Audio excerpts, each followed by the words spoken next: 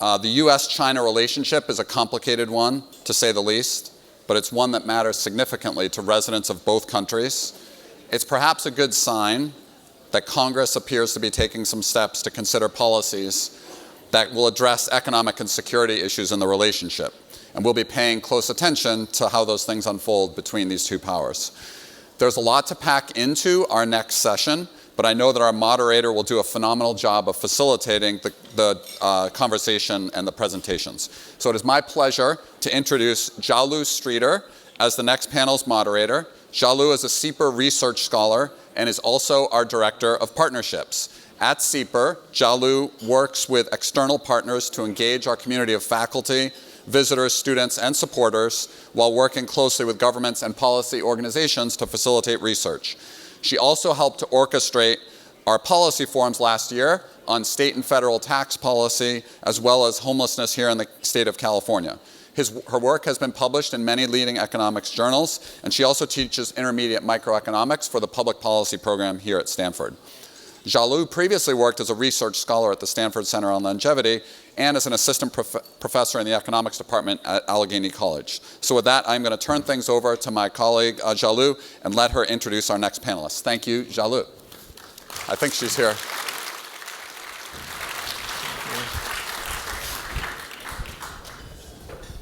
Am I going to bring up another chair? So are we good? Yeah, okay, thanks, Jialu. Okay, great. Okay, morning. What? I'll take that seat. You guys can okay. go. Okay, There's I'll go. 4 chairs. Yeah, we're going to go. All right. So, you want to be there? She's going to be here. Okay. All right, thank you, Mark. Thanks, everyone, to come to this China session. So first of all, I just want to say that this session is dear to my heart. I grew up in China as an only child under the one-child policy. Both of my parents lived through the Cultural Revolution, and neither of them went to high school. When I first came to the US in 2005 to pursue my PhD, I realized most Americans loved China, and most Chinese liked America. Today, 18 years later, I think it's no longer true. Half of Americans view China as the greatest enemy, and Chinese are thinking America is meddling in China's business. And so how did we get here? What happened? And when did the problem really start? So let's go back to history for a moment. In 1949, the Chinese Communist Party took over mainland China. In the next 3 decades, under Mao Zedong, China was closed to the West and it was extremely poor. Its per capita GDP was 2% of the US level at the time. In 1972, President Nixon visited China, which started a new era for the US-China relations. From 1980 to the early 2000s, many in the US thought as China became stronger economically, it will eventually become democratic. But today, it's increasingly clear that view was mistaken. So when China was poor and weak, its leaders advocated for something called 韬光养晦, meaning to hide its strength and to buy time. So in the last 10 years, China under President Xi Jinping seemed to have changed its course. So domestically, the Communist Party has increased its influence in all corners. It cracked down on private enterprises like Alibaba and its former CEO, Jack Ma. It enhanced its surveillance system to monitor its citizens. Its foreign policies have become more assertive. So has the US underestimated China, underestimated its true strength and ambition? So should the US government continue to support and cooperate with China? Or should it reevaluate its relationship with this country and adopt a more hardline strategy? So to discuss all these questions, we've brought together a distinguished panel. So Dr. Scott Kennedy, the first one, is a senior advisor and trustee chair in Chinese business and economics at the Center for Strategic and International Studies, CSIS. Dr. Kennedy is a leading authority on Chinese economic policy, and he has been traveling to China for over 30 years. So before joining CSIS, he was a professor at Indiana University for 14 years. So I was a student at IU at the time, and I happened to be friends with one of his advisees. And I went to several of his seminars and have been following his work ever since. Dr. Michael Pillsbury, the one in the middle, is a senior fellow for China strategy at the Heritage Foundation.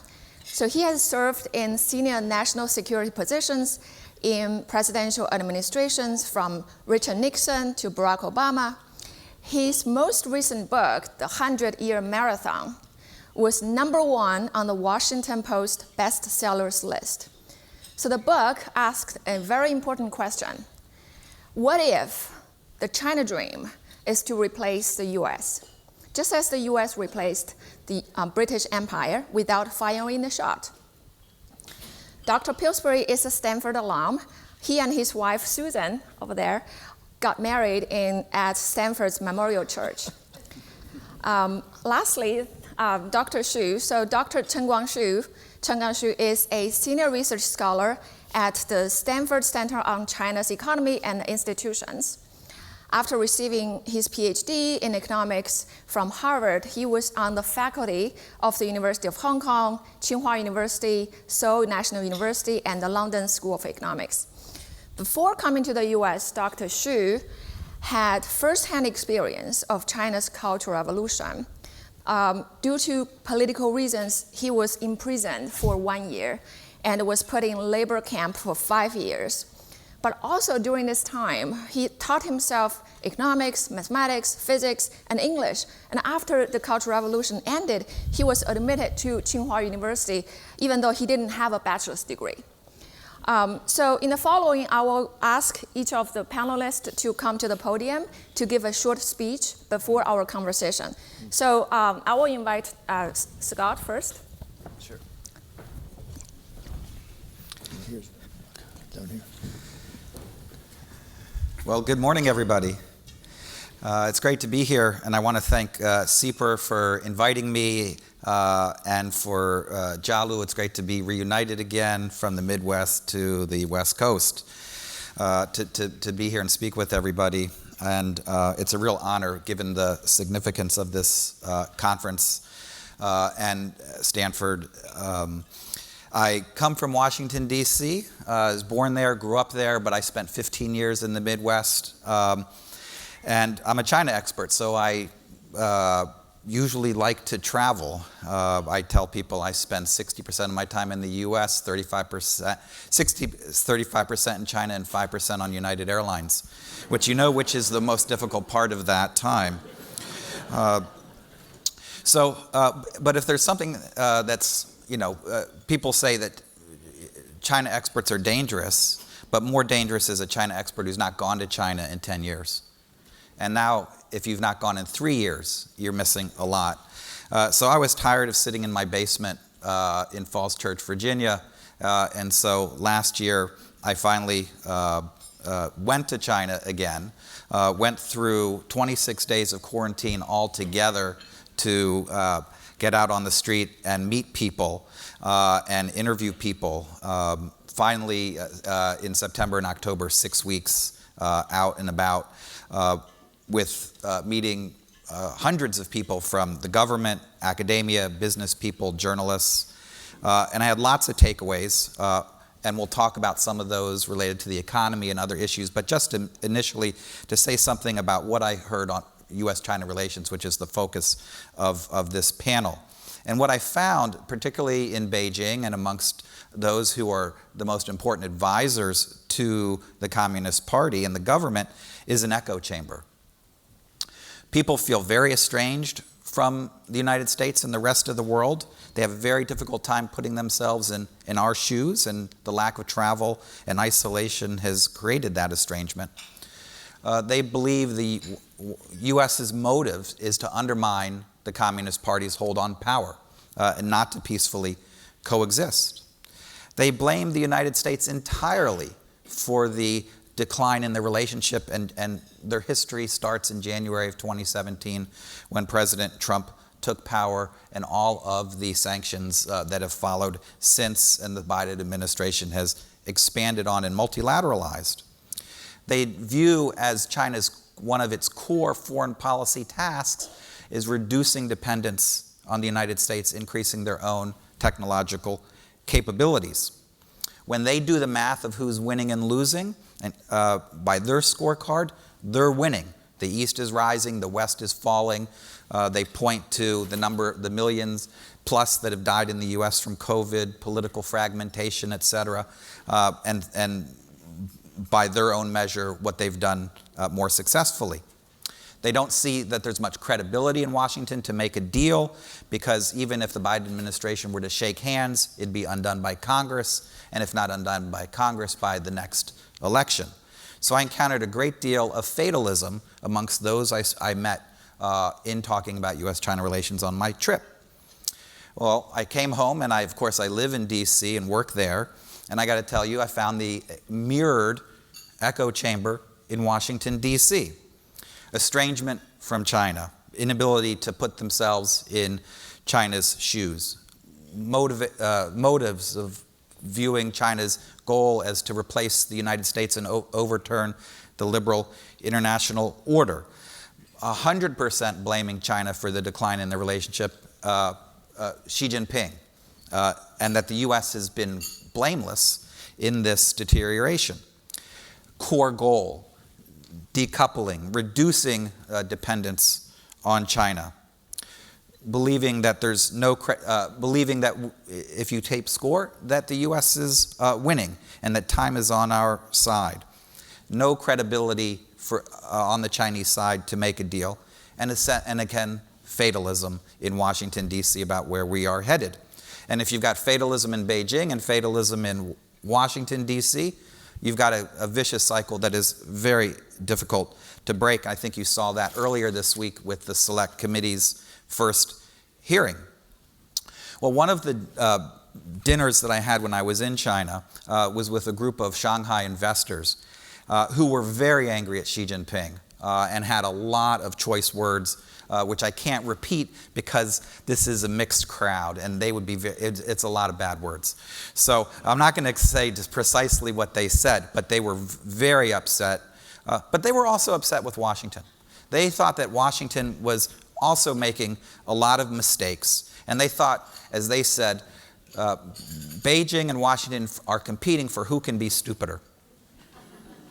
And they wish that Washington would let Xi Jinping continue to make more mistakes, and then the U.S. would be in a better position instead of compounding the problem. At least that's how they saw it. So my goal now, I think, in Washington and in China, is to open up the echo chamber in Beijing and also to challenge some of the conventional wisdom in D.C. And I'll just mention one issue, which is about interdependence. Both sides seeing interdependence simply as a source of vulnerability as instead of a source of opportunity and benefits.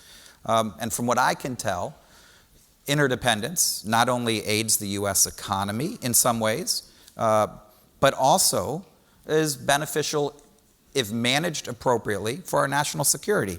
It is not necessarily a zero-sum game.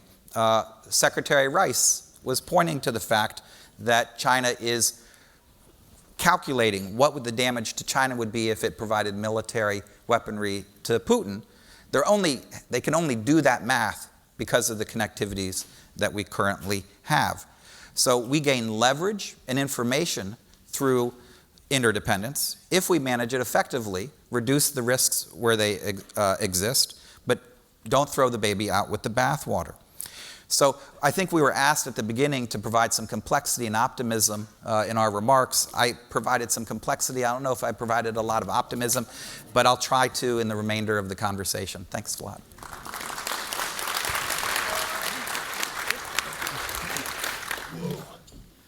See if I can walk slowly over here.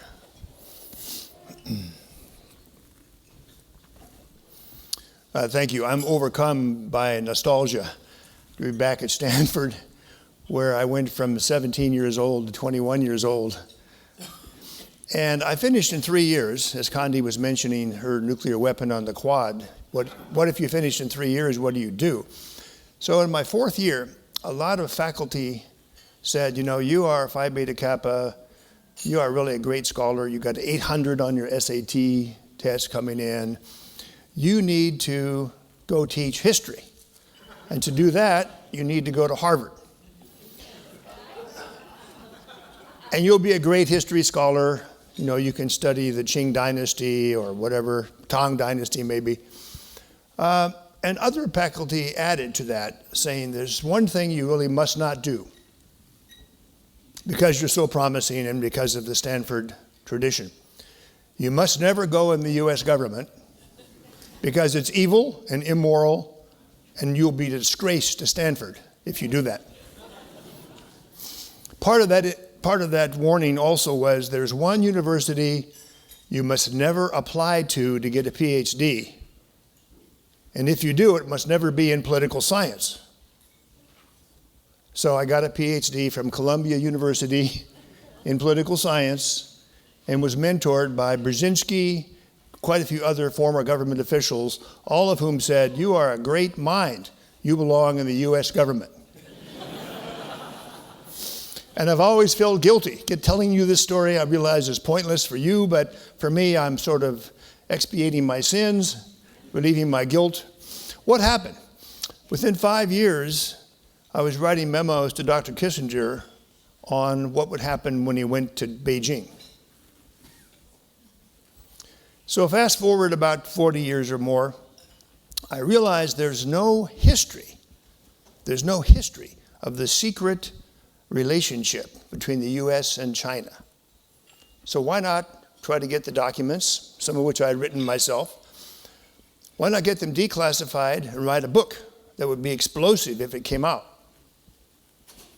So I got a lot of documents declassified. I was told by CIA and DOD, many of them could not be declassified. And I said, that means we'll have a false history of what has happened. So they got generous and provided some more. So when you publish a book and the publisher says this book contains recently declassified secret stuff about US-China relations, what do you suppose that does to book sales? So it became #1 in national book sales, but only for 2 weeks. And then I was beaten by a new #1, 50 Shades of Grey.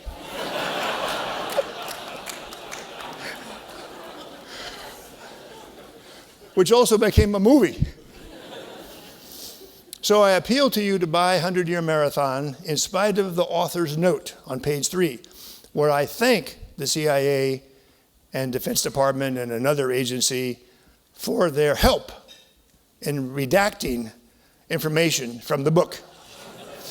It's what they call wife-beating syndrome.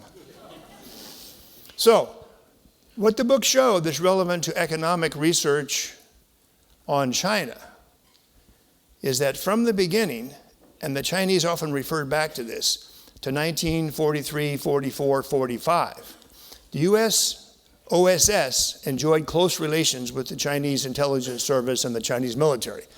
They wanted weapons, we gave them weapons. They wanted money. They also wrote a letter to Franklin Roosevelt. Mao and Zhou Enlai wanted to go to Washington and see Franklin Roosevelt. They also said, we're interested in changing the name of the Communist Party of China. We're not really communists. We want to be more like America. So George Marshall was sent over for almost a year of mediation on the theory that we can somehow get the Nationalist Party and the Communist Party together.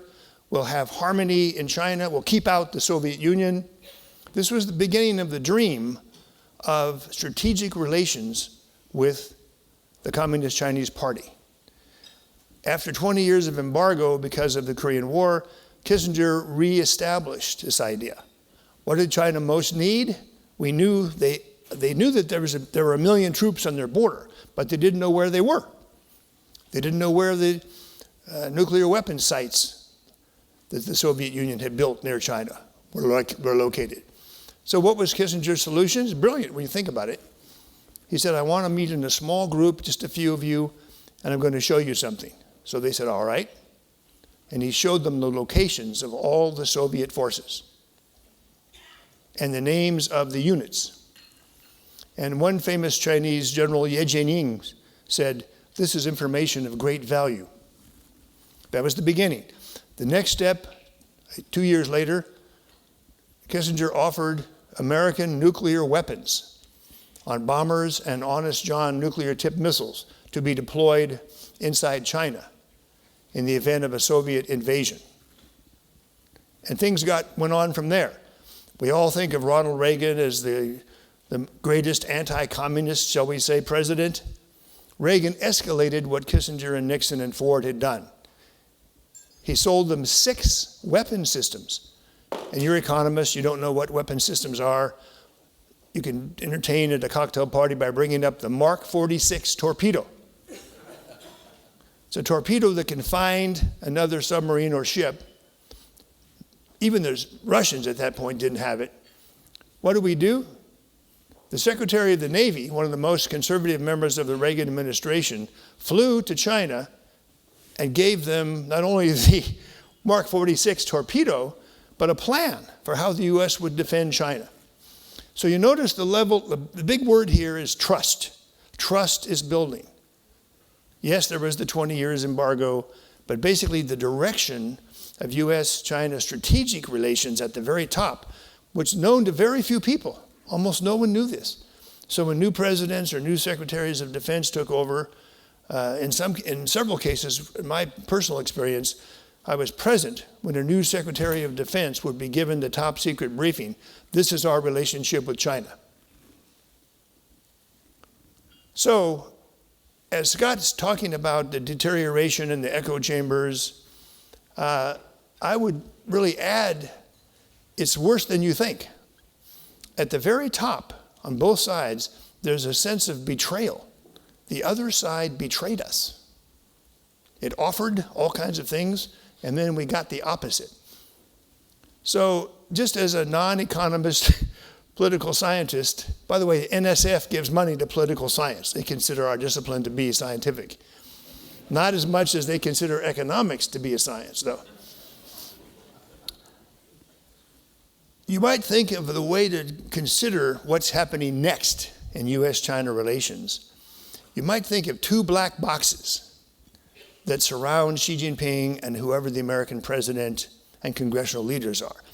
And as Scott's pointed out, each side has perceptions of the other. Each side also has a very expensive, powerful intelligence service busy spying on the other black box. And you would think this is a good thing. Governments should keep secret what they do. They like it better that way, no criticism. And they should spy on each other. But as Scott alluded to, what if they get it wrong? What if worst case scenarios are presented to each side about the black box on the other side? In political science, there's sort of a subfield called the origins of war or the causes of war. And there are a number of indicators in various books. How do you know when a war is going to break out? Some of it's quantitative, 500 years, how many wars have broken out, what are the various factors. But no matter which model you use, we're ticking up more and more indicators are being checked off on a coming war. And it's not Heritage Foundation or conservatives. You will find in Henry Kissinger's book on China in 2011, in the last chapter, he talks about an unfathomable war on the scale of World War I could break out between the U.S. and China. Why? He says there are hawks and doves on both sides, and heaven forbid if the hawks, even on one side, get control. So my 3 books are about how the hawks in China think. They're not the Shanghai investors who are talking to Scott.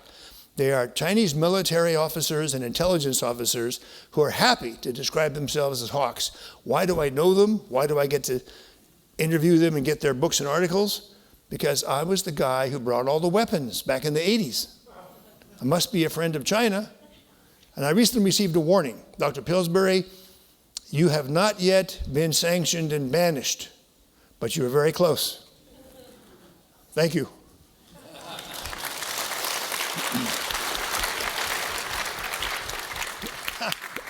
great.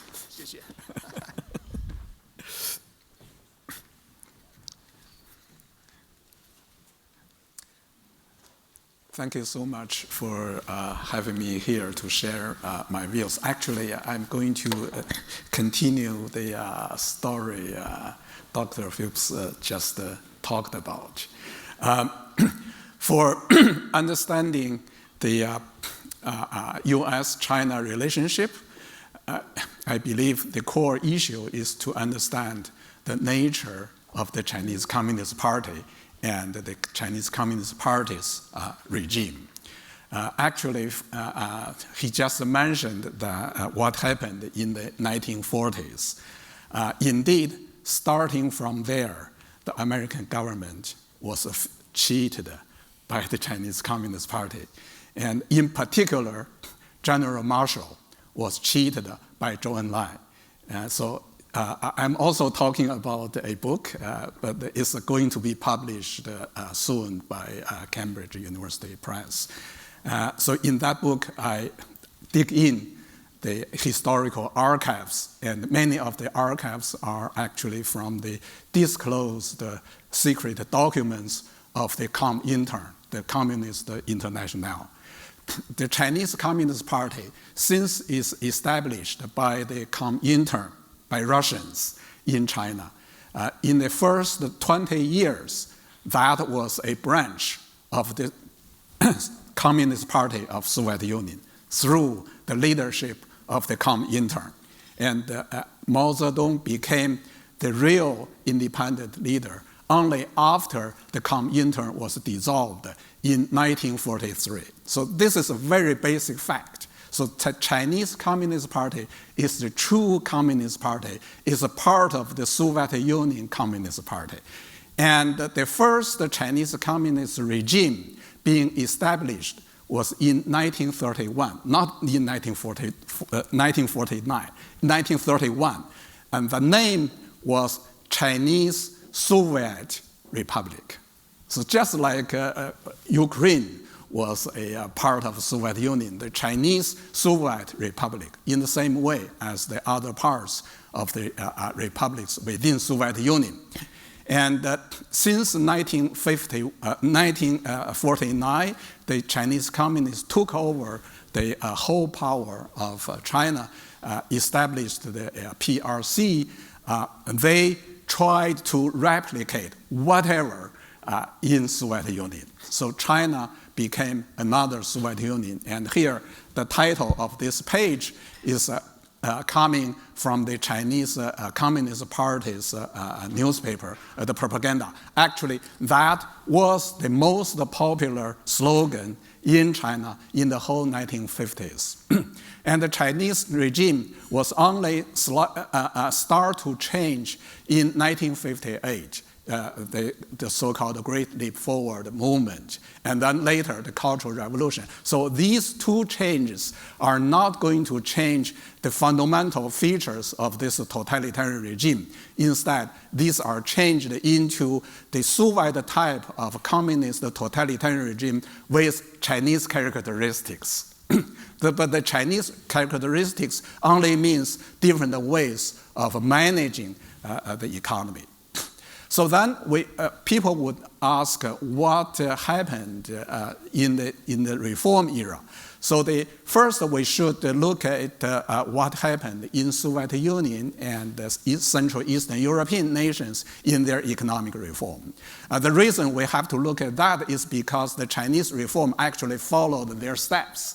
And the purpose of the so-called reform was to maintain the totalitarian regime, not to change the regime. So that is the key. So it's the same in Soviet Union and the same in China.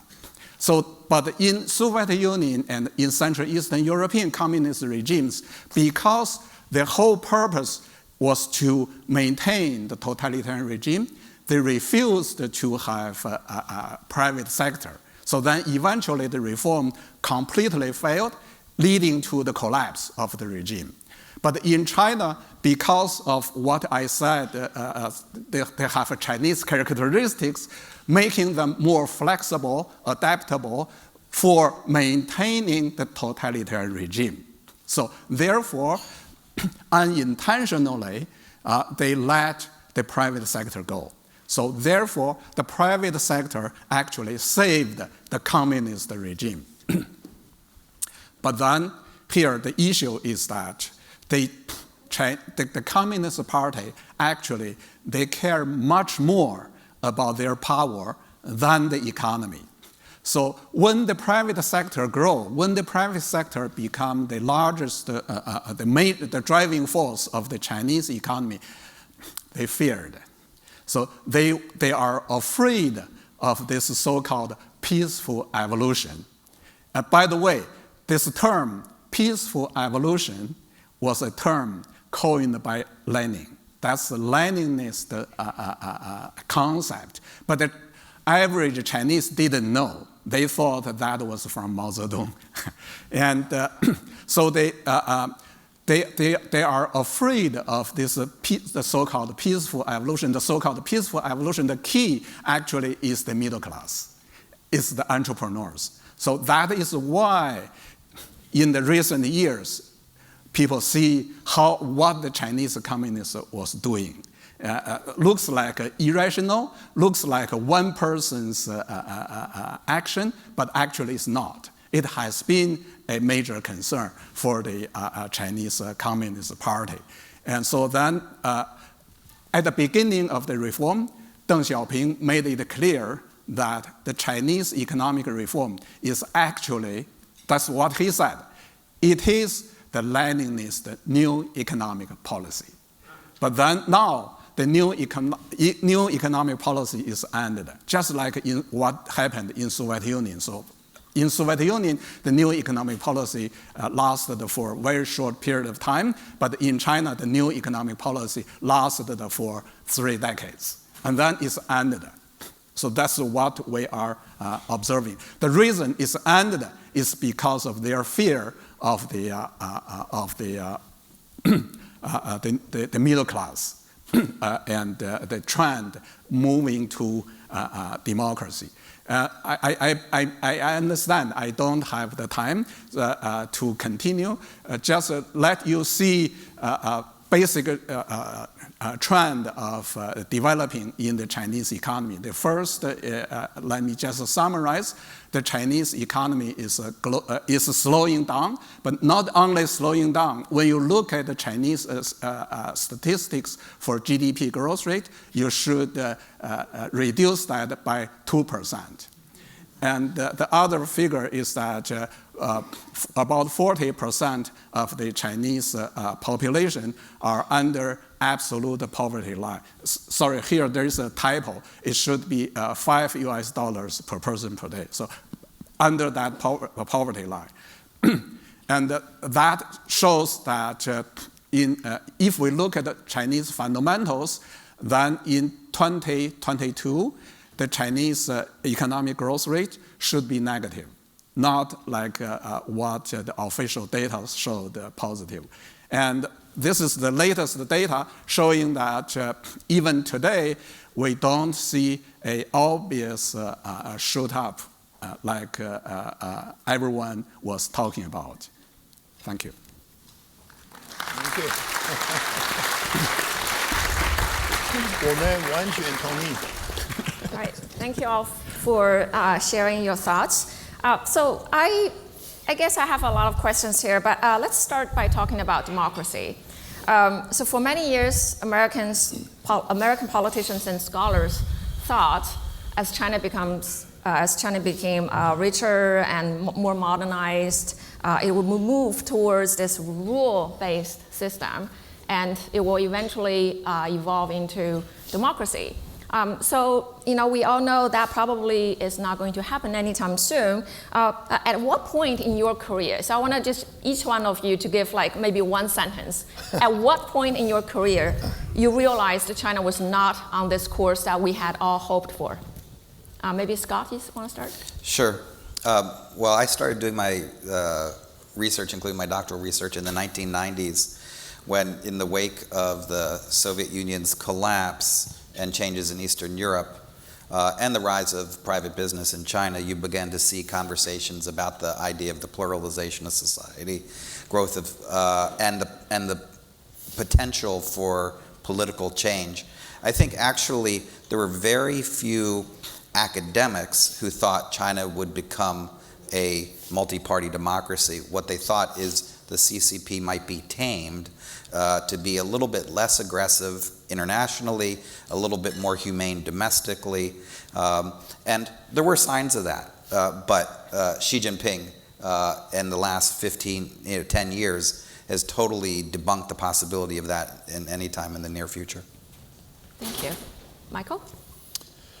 I still have not given up on democracy coming to China. And it might happen in various ways. It could happen violently.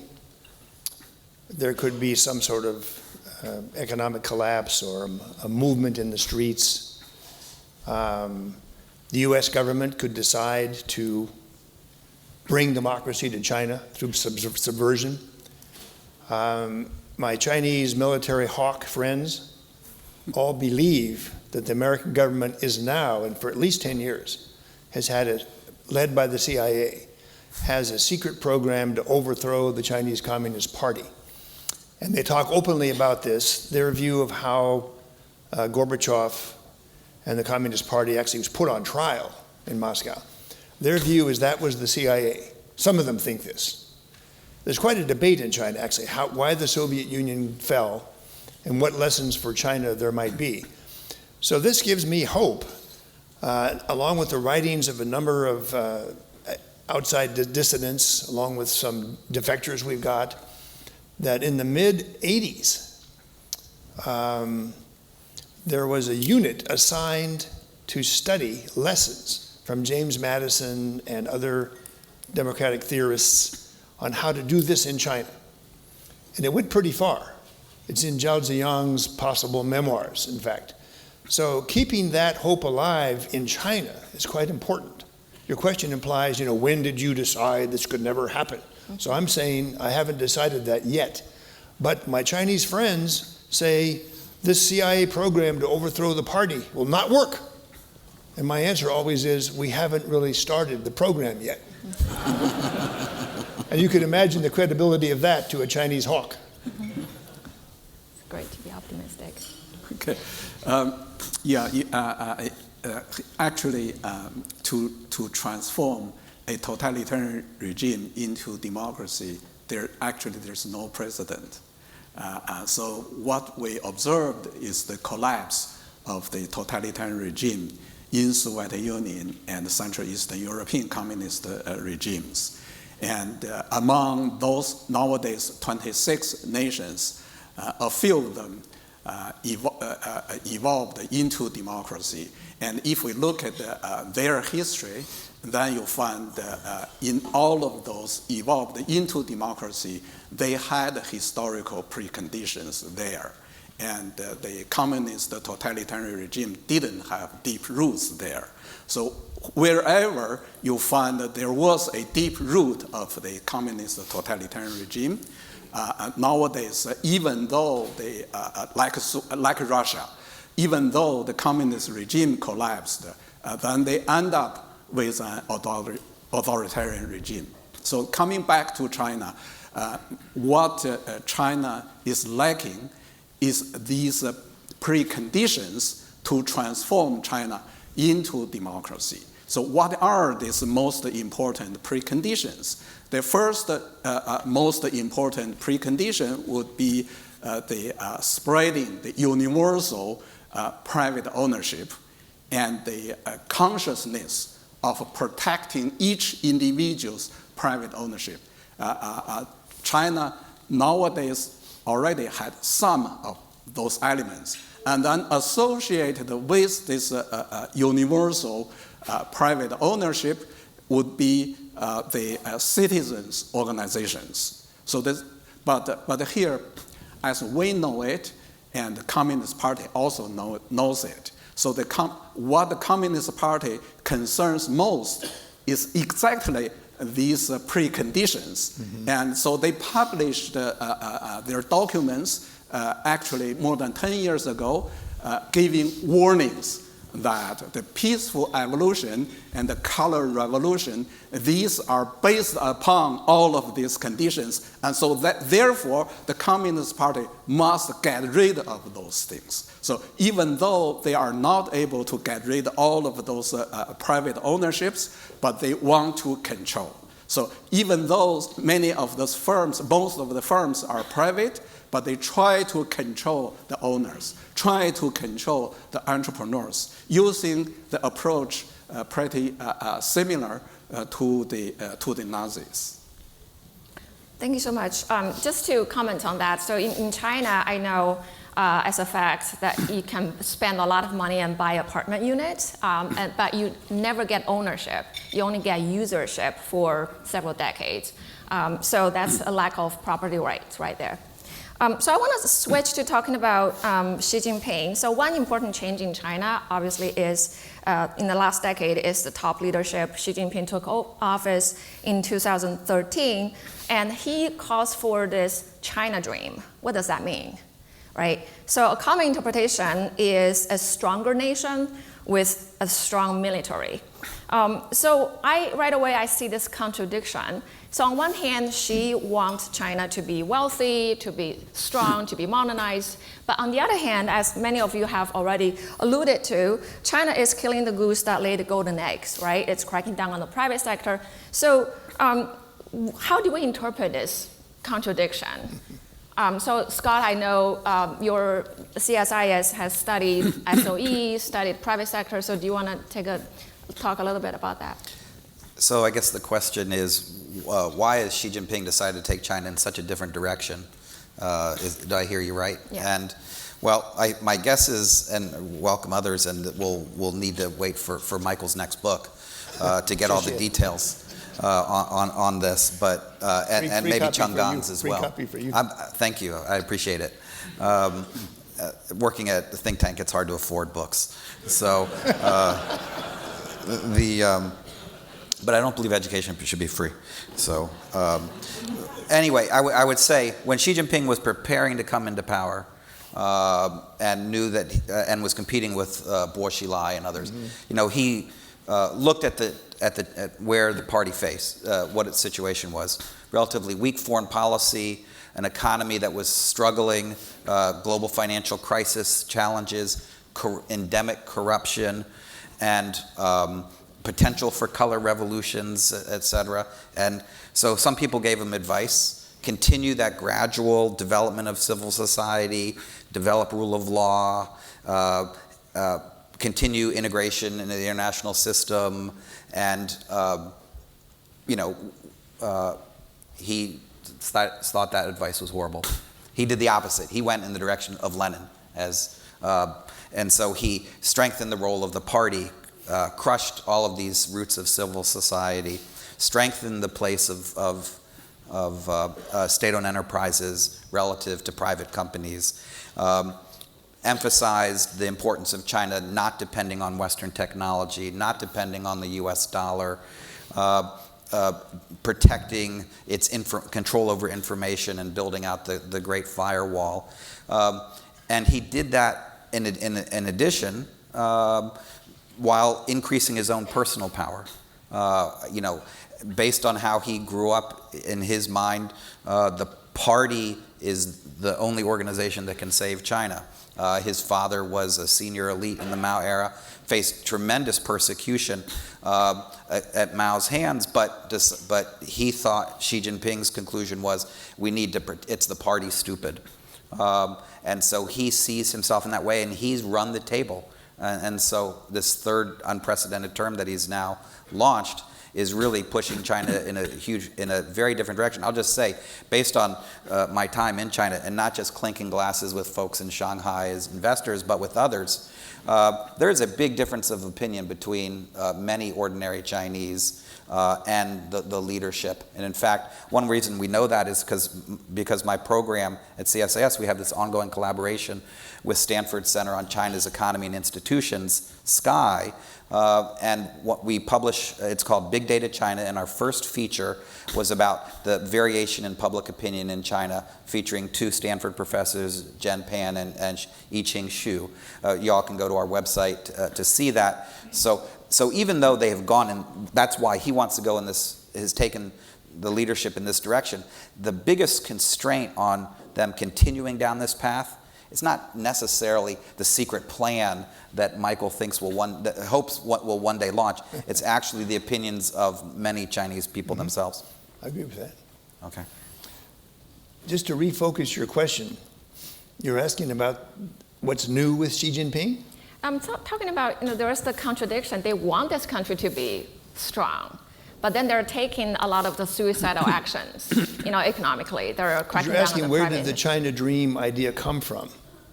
There's a book called The China Dream. Oh yeah, in Chinese. And it's written by a good friend of mine, PLA Colonel. It is known that Xi Jinping used that book for his framework. So one thing I tried to do with some success is bring him to America for the first time, this colonel, and to get his book translated into English. Because a lot of American China watchers don't believe the hawks have any influence. So the idea that Xi Jinping would in some way stake the future of China on a phrase like the China Dream, this was shocking. And then when I say, actually, he got this from this book, here's the book, and the book lays out a blueprint for the next 50 years for what China should do. And it turned out that Scott's mentioning the other candidate to lead China, Bo Xilai. At one point, Dr. Kissinger thought this would be the winner, so he flew to a big stadium of 100,000 people in Chengdu or Chongqing, I forget.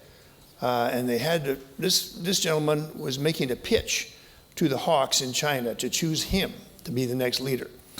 And he had 2 slogans. One is called Chang Hongge, sing red songs. Americans don't know what this means. The other one was Da Si or Da He, attack the black. Racism? Are there black people in China? It didn't make either one of these things made any sense. There was a power struggle. The British got involved. It turned out that this guy was not the winner. He's in jail for life. Many of his followers were in jail for life. And there was a key moment when there was a vote. It was a tie vote of whether to have another member of the Politburo arrested or not. Vice President Xi Jinping happened to be here at the time with his #1 advisor, who we didn't know in those days that he was so important, Wang Huning. And Xi Jinping may have cast the tie vote from Washington, D.C. by phone to put this challenge in jail, but then something very, very cynical that I hope economic theory can explain. Xi Jinping then adopted the program of the hawks. His father was one of the most famous reformers. He himself had brought a lot of investment, billions of dollars, when he was head of different provinces in China. So he looked to everybody, including me, this guy's a dream come true.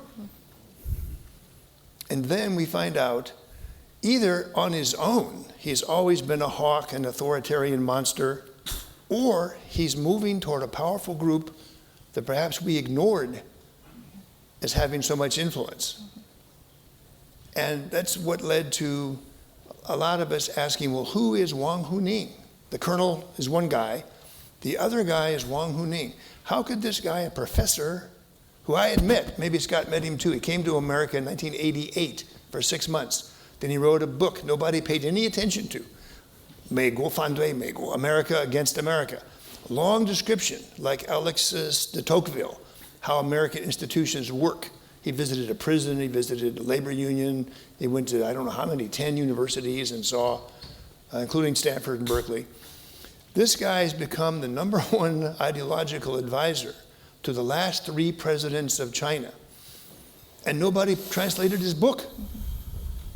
So I tried to get that done. Now you can go buy it. Economist had a front page story last year. Who is Wang Huning?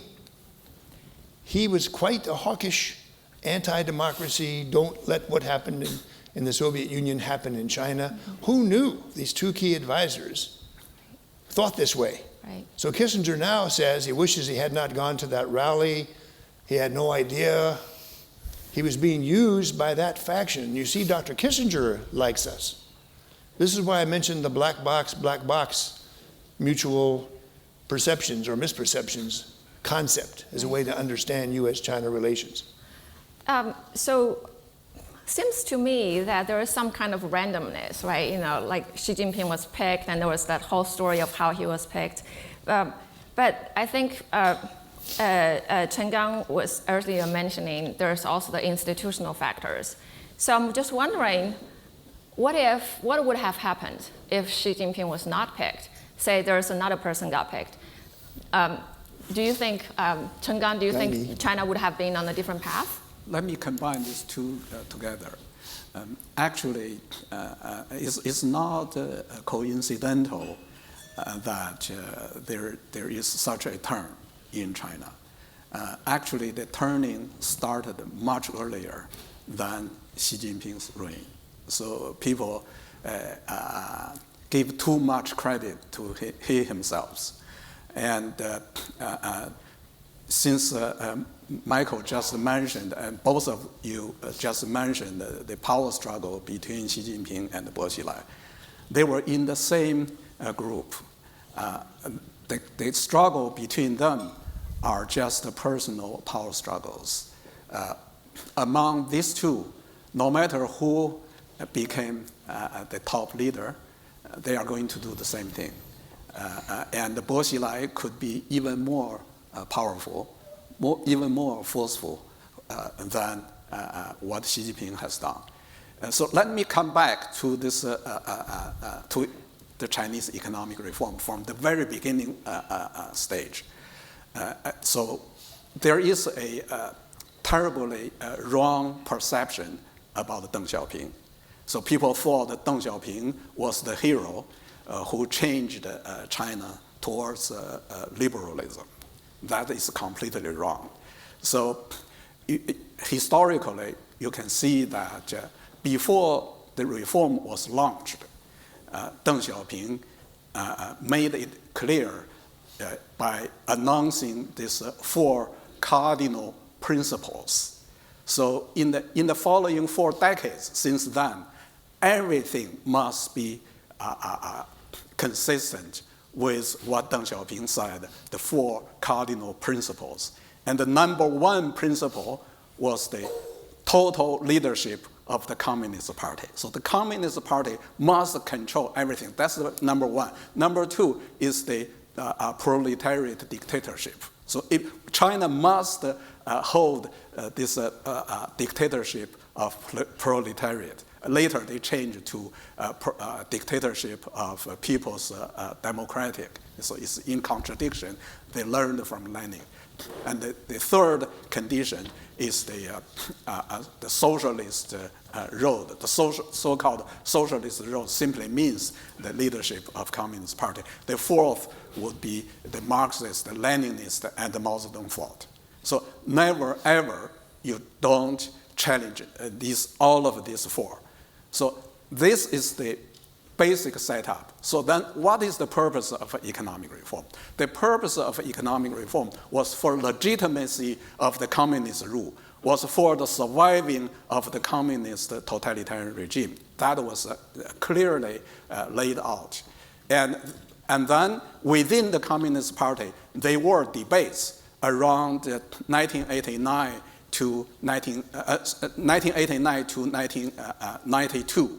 So because the collapse of the communist regimes in Central Eastern Europe and the Soviet Union, since before that, the Chinese reform simply followed their steps. And then all of a sudden, all of their brothers collapsed. So what is the diagnosis? So why they collapsed? How to avoid the Chinese communist regime from collapsing? That was a pressing question and challenge to the regime.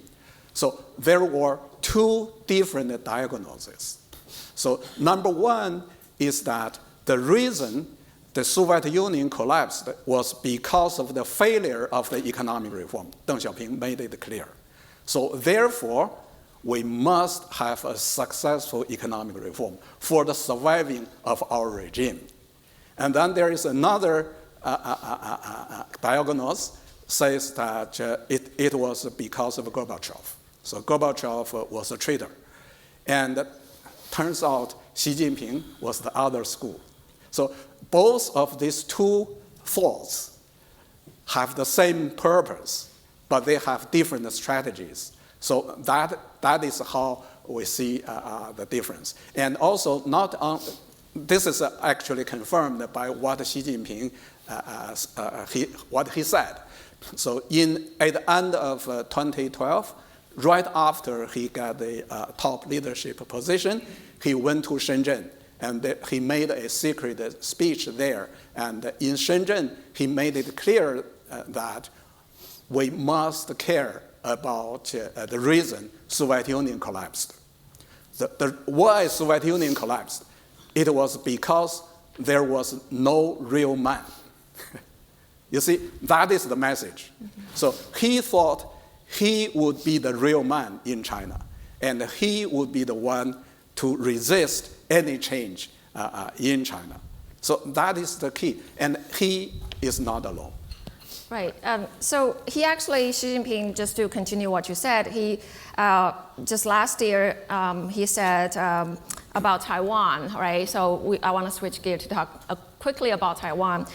He said China will strive to reunite with Taiwan peacefully, but will never commit to not to use force. 绝不承诺放弃武力. So on that line, we also know Taiwan is this home to semiconductor giants TSMC and produces most of the world's most advanced microchips, right? So if China ever controlled Taiwan, that means China would control the global supply of chips, right?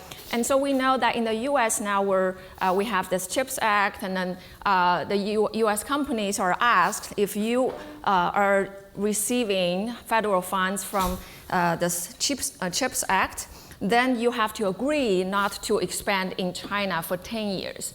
So do you think, so what is really going on here? We have a lot of things, right? We have China trying to reunite with Taiwan, but there's also the business interest of Taiwan, and what would happen in the future? And so in the past, the US was always using this very strategic ambiguity, leaving Taiwan and China thinking, well, we don't know what US is going to do. So are we going to continue on that strategic ambiguity going forward? Or are we just going to use things like CHIPS Act to contain China to? Okay. Yeah. I don't want to insult you, but you are missing the main point about Taiwan. Really, really badly missing it. It's got nothing to do with invading to get the chips or protecting the chips. Some Chinese hawks think this way. I don't think you're a China hawk in Beijing. They think that this is the issue. The leadership in China has known in secret since the first Kissinger visit. The main issue about Taiwan that could cause a war, a really big war, is Taiwan's status. And the agreement that was made that goes, we call it the One China policy. They call it the One China principle. In both cases, we agreed not to talk about this, so the public doesn't know. Sequoia here in Menlo Park recently started, as a Wall Street Journal story last Friday, Sequoia started asking national security experts, should we invest in this sector or in that sector? So Silicon Valley investors are beginning to get, they don't know exactly why, but they can see something's happening involving Taiwan. The Pelosi visit, 5 areas are kind of like a blockade. Last week, there's a big story. Biden is tripling or quadrupling the number of American military on Taiwan. You know why this is a big story? Taiwan is not a country, according to us, according to the secret deal with China. We promised never to discuss in public Taiwan's status. We avoid it. If you ask American officials, they repeat the exact same phrase over and over again. We acknowledge that Chinese think that Taiwan's a part of China, but we never say Taiwan's a part of China. Many congressmen who fly to Taiwan and visit, coming up next month is Kevin McCarthy's visit, they're surprised that Taiwan has a flag, it has buildings, they call themselves president, but we don't have an embassy there. We don't have an ambassador. We have a non-government organization. That was another part of the deal. But the most important part of the deal, we will withdraw our nuclear weapons from Taiwan. And who knew there were American nuclear weapons there? We will never have any military exercises with Taiwan. When we deliver weapons, our people will wear civilian clothes. When Taiwan comes to pick up an American Navy ship, when they come inside American waters, they have to put on coveralls. They can't wear their uniforms. So when congressmen find this out, they start drafting laws to change this. China is extremely focused on this. The Chinese view, frequently mentioned, the most sensitive issue in U.S.-China relations is Taiwan. So China believes, I think correctly, that the U.S. administration, beginning about 10 years ago, is moving more and more to recognizing Taiwan as a country. The threats from China are extremely strong about this. Never chips factories or, it's this political status that cannot be discussed. It's back to the causes of war indicators in political science. This is one we're moving toward. They own it. We don't. Yeah. So selling weapons and then sending troops, and now starting to talk about military ties with Taiwan, all of this is legislation introduced in the last 6 months or so. Right. These are movements toward war in China's view. Scott, you have Sure. something to add? So one of the benefits of traveling are those unexpected surprises. And when I was trying to go to China last fall, my United flight to Shanghai was canceled because of previous COVID cases in their circuit breaker system, which they cancel flights. So I had to fly back to Taiwan to do it from San Francisco. But luckily, on my flight with me was the pilot announced the team of the Chinese Taipei Little League World Series team that were coming home from Williamsport. Cute 12 and 13-year-old kids. And everyone applauded for them when you get off the plane. These just really delightful kids. And everyone probably knows about Chinese Taipei and their history of doing well in the Little League World Series. So when I went on to China, I asked people about this team and explained to them. And I said, is this your team? Is this your team? And there's only one correct answer to that question. Yes, of course. Taiwan's part of China. Of course they're our team. But not everyone answered that way. A lot of people were like, baseball? What? But a lot of people, even if they knew about baseball, they thought, well, I suppose if they were playing against the Americans, then we'd root for them. And then I asked them, next question was, if I asked the kids who they're playing for, what would they say? And then they admitted, Taiwan.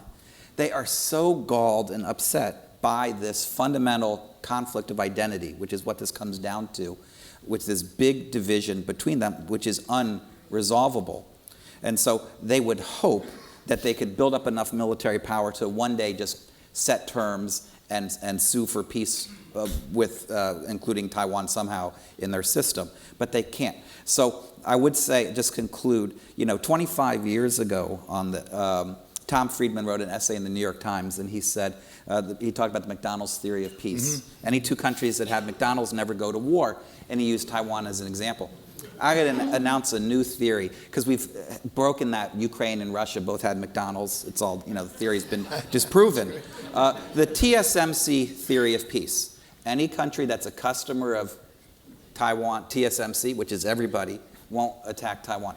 That's not as serious as Tom Friedman's excellent theory. But interdependence still matters a lot. They're not attacking not because of they need the chips, but because of military deterrence. Nevertheless, it does throw an interesting curve into it.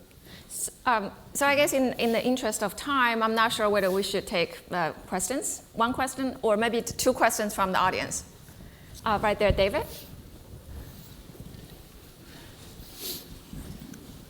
First of all, thank you for all being here today and at the first SIEPR Summit in 4 years. This is a question for Michael Pillsbury. So, Michael, what would you do to increase deterrence to prevent China from attacking Taiwan and also further militarizing the South China Sea? Well, that's the same question Joe Biden asks his staff.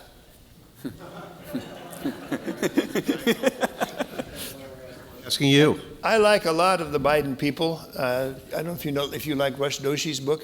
Biden has a China team in the White House on the NSC staff, and 3 of them have written really good books on China. And this is very scary to the Chinese because they can read these books and they go, oh my God. One is called The Long Game. It's a Harvard dissertation. Rush Doshi, don't buy a 100-year marathon. Rush out and buy Rush Doshi's book. It's the history of the plan. Scott may not like it. Even has a section on me. He says, Bill Pillsbury overstated and gave anecdotes, but he probably was right. And then there's a Washington Post review saying Pillsbury said all these things 8 years ago. Nobody believed him because he's kind of a Republican. But now Rush Doshi has said this too. Not only Harvard, by the way, but director for China on the Biden National Security Council. And that's not all. There's a second book, a guy named Julian Gewirtz, Zoe Baird's son, Oxford Press. He's got 2 books, one on how much we influenced the Chinese in the 80s, going down the Yangtze River with a Nobel Prize winning economists, how some of the ideas of the Chinese economic reform that later on became the Club of 50 and Liu He was part of. You know, Trump takes him in the Oval Office. We all thought Liu He is the great guy until they got fired a few months ago. So deterring attack on Taiwan is extremely difficult. Our military says it's common sense. You want to deter an attack? You go have exercises with the country. Oh, Taiwan's not a country, so no exercises. You store weapons there. No, we can't store our weapons on Taiwan. Taiwan wants to buy all the wrong stuff from our point of view. As recently as a couple days ago, congressional testimony from the Biden administration. Have a command center. We used to have a command center in Taiwan headed by a 2-star admiral. Have a joint war plan. Talk to the Ukraine military about how to do things. Gandhi was revealing that, we trained the Ukrainian military for several years before this happened. So all those things the military says to deter an attack on Taiwan, do these things. We can't do any of them because it's not a country. So we're caught by the logic of the original deal in 71, 72, that few people appreciate the role of secrecy and not talking about it. So I've publicly advocated, we need to push up against several of these things. These are self-limiting. The declassified records show the Chinese never asked for all this. Kissinger and later others volunteered, since Taiwan is sort of part of China, but sort of not, we will do all these things. So we have no command post. From our military's point of view, this is madness. It leaves Taiwan as a sitting duck. So as Congress begins to understand all this, legislation is pushing up against the White House. Let's do something. First, it was little things. Wear uniforms is okay. Then it was increase the number of forces. There was a secret Trump decision that was leaked to the Wall Street Journal under Biden. The president of Taiwan said, yes, we have American special forces here. But that's all I want to say about it. But you see how if the Chinese are correct, that the fundamental basis of U.S.-China relations is the deal on Taiwan, known euphemistically as the one China policy. If that's under assault in the minds of Xi Jinping and his black box, it's really dangerous to do anything more along the lines that our military recommends. So if you're Joe Biden, you're hearing both of these things in the Oval Office, which reminds me a lot of my time in the Trump Oval Office, when it got into what John Bolton referred to as a food fight, and people attacking each other personally. You lying son of a bitch in front of the president. That's kind of what's happening now, I think, in the Biden China policy making process. because like anybody else, they're caught between these two promises that we made. So you see the problem of answering your question, especially when I'm being televised. Okay, I guess we probably don't have time for a second question, but please join me in thanking the three panelists. All right, thank you so much.